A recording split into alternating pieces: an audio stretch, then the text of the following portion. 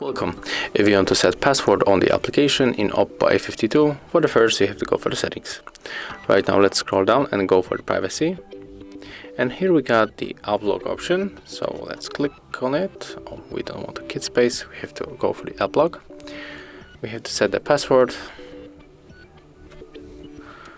Click to use and do it one more time. Okay, there's the question that we have to get an answer, so I type here whatever you want. And here we got the 5 apps recommended to lock, but I think that I'm going for the cloned application, so click lock.